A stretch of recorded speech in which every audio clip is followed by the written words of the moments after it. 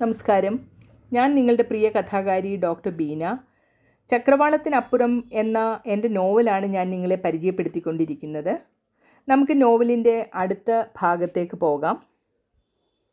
നാട്ടിൽ പോയി വന്ന ക്ഷീണമൊക്കെ മാറിത്തുടങ്ങി. ഇവിടുത്തെ ജീവിതചര്യകളും ആയി മുന്നോട്ട് നീങ്ങിത്തുടങ്ങി.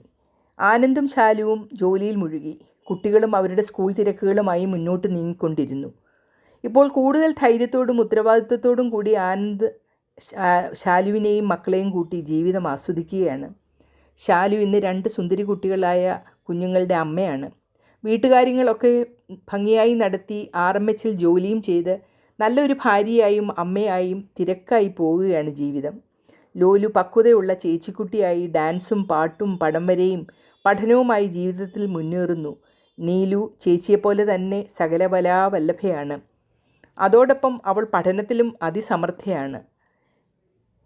നാട്ടിൽ നിന്ന് വന്ന ശേഷം രണ്ടുപേരും സ്കൂൾ കഴിഞ്ഞ് പലപ്പോഴും കമ്പ്യൂട്ടറിന് മുമ്പിൽ തന്നെ ആയിരുന്നു.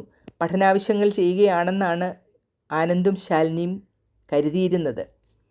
ഒരു ദിവസം ആനന്ദിനെയും ശാലുവിനെയും അത്ഭുതപ്പെടുത്തിക്കൊണ്ട് രണ്ടുപേരും കൂടി സ്പൈറൽ ബൈൻഡിങ് ചെയ്ത ഒരു ചെറിയ ബുക്ക്ലെറ്റ് അവർക്ക് സമ്മാനിച്ചു. അത് അവർ ഇന്ത്യയിലേക്ക് പോയ യാത്രയിൽ അനുഭവിച്ച നല്ല നിമിഷങ്ങളെയും കാഴ്ചകളെയും കുറിച്ചുള്ളൊരു ഓർമ്മക്കുറിപ്പായിരുന്നു. സത്യത്തിൽ അത് കണ്ട് ശാലുവും ആനന്ദും 2 മക്കളെയും ചേർത്ത് പിടിച്ചു. അവർ എത്രമാത്രം ആ യാത്ര ആസ്വദിച്ചു എന്നും അവർ അവരുടെ ബ്ലഡ് റിലേഷൻസ് മനസ്സിലാക്കാനായി കൊതിച്ചിരുന്നുവെന്നും അവർക്ക് തോന്നി.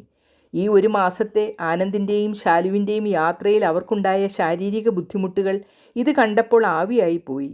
കുട്ടികൾക്ക് കൊടുക്കാൻ പറ്റിയ ഒരു വലിയ സമ്മാനമായിരുന്നു ആ യാത്ര എന്ന് അവർക്ക് ബോധ്യമായി. കസിൻസുമായി വാട്സാപ്പിലും ഫേസ്ബുക്കിലും ഇൻസ്റ്റയിലുമൊക്കെ അവർ ഇപ്പോൾ ബന്ധപ്പെടുന്നുണ്ട്. ലോലു പറഞ്ഞപ്പോഴാണ് നീലുവാണ് ഈ കാര്യത്തിന് മുൻകൈ എടുത്തതെന്ന് മനസ്സിലായത്. പിന്നെ ചെയ്യാമെന്ന് ലോലു പറഞ്ഞപ്പോൾ വേണ്ട, ചൂടോട് ചെയ്താലേ എല്ലാം വിശദമായി എഴുതാൻ ഓർമ്മ കിട്ടുകയുള്ളൂ എന്ന് നീലു പറഞ്ഞു. നാട്ടിൽ നടത്തിയ സന്ദർശനങ്ങളുടെ കീ പോയിൻറ്റ്സൊക്കെ അവൾ മൊബൈലിൽ കുറിച്ചിട്ടിരുന്നു. യാത്രക്കിടയിൽ അവർ കണ്ട കൊച്ചു കുരുവികളെയും കാക്കകളെയും ചിത്രശലഭങ്ങളെയും തുമ്പികളെയും കുഴിയാനെയും വരെ അവർ വിശദമായി വിശദീകരിച്ചിട്ടുണ്ട് ഇതിനകത്ത്. ശാലുവിനെ ഈ വിവരണം കണ്ടപ്പോൾ അത്ഭുതം തോന്നി.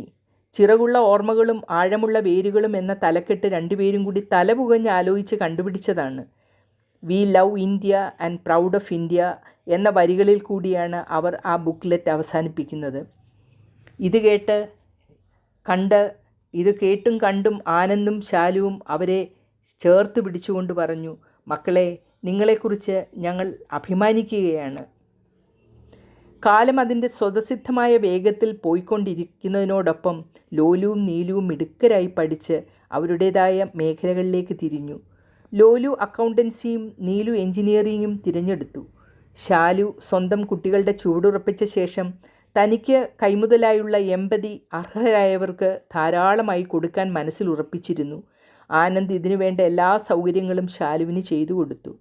ശാലുവിൻ്റെ കൗൺസിലിങ്ങിൽ കൂടി ഏറ്റവും ഗുണം കിട്ടിയ ഒരു വ്യക്തി എന്ന നിലയിൽ ശാലുവിനെ പ്രോത്സാഹിപ്പിക്കുന്നത് തൻ്റെ കൂടെ കടമയാണെന്ന് അയാൾ വിശ്വസിച്ചു. അതിനുവേണ്ടി ജോലിക്കൊപ്പം ശാലു കൗൺസിലിങ്ങിൽ ഡിഗ്രിയും PGയും എടുത്തു. ധാരാളം സർട്ടിഫിക്കറ്റുകളും ഓൺലൈൻ കോഴ്സും നേടിയെടുത്തു. ഇപ്പോൾ ശാലു കൗൺസിലിങ്ങിൽ PhD കോഴ്സ് മെൽബൺ യൂണിവേഴ്സിറ്റിയിൽ ചെയ്തുകൊണ്ടിരിക്കുകയാണ്. RMHൽ ദിവസവും വരുന്ന ദുരിതങ്ങൾ വേട്ടയാടുന്ന രോഗികളെയും ഹതഭാഗ്യരെയും കൗൺസിലിംഗ് ചെയ്യുന്നത് ശാലു പതിവാക്കി. അതിൻ്റെ പ്രയോജനം മനസ്സിലാക്കി ധാരാളം പേർ കൗൺസിലിങ്ങിന് വരാൻ തുടങ്ങി. അങ്ങനെ കൗൺസിലിങ്ങിന് പ്രത്യേകം ഒരു യൂണിറ്റ് സിസ്റ്റർ ശാലിനിയുടെ നേതൃത്വത്തിൽ ഈ ആശുപത്രിയിൽ തുടങ്ങുകയും ചെയ്തു. PhD കോഴ്സിൻ്റെ ആവശ്യത്തിനായി പല സ്ഥാപനങ്ങളിലും ശാലു യാത്ര ചെയ്യുക പതിവാക്കി. ആനന്ദ് തൻ്റെ ജോലിക്കിടയിലെ ബ്രേക്ക് ആസ്വദിക്കുന്നത് ശാലുവിൻ്റെ കൂടെ ഈ യാത്രകളിൽ കൂടെ പോയിക്കൊണ്ടായിരുന്നു. ശാലിനിക്ക് മെൽബൺ യൂണിവേഴ്സിറ്റിയിൽ PhD അവാർഡ് ചെയ്യുകയും ചെയ്തു. ആനന്ദും കുട്ടികളും ശാലിനിയുടെ നേട്ടത്തിൽ അതിയായി സന്തോഷിച്ചു. ജീവിതത്തിൻ്റെ ഏത് ഘട്ടത്തിലും കഠിനാധ്വാനം ചെയ്യാനുള്ള മനസ്സും മമ്മയുടെ ജീവിത വിജയവും കുട്ടികൾക്ക് ഒരു പ്രചോദനമായി മാറി. വിവരണം ഇഷ്ടപ്പെട്ട് കാണുമല്ലോ. ഇഷ്ടമായാൽ ലൈക്കും കമൻറ്റും ഇടാൻ മറക്കരുത്. ആദ്യമായിട്ടാണ് ഈ ചാനൽ കാണുന്നതെങ്കിൽ സബ്സ്ക്രൈബ് ചെയ്ത് ബെല്ലൈക്കണിൽ ഓൾ എന്ന ഓപ്ഷൻ ഇടണം. ഇനി അടുത്ത എപ്പിസോഡിൽ കാണുന്നത് വരെയും നന്ദി, നമസ്കാരം.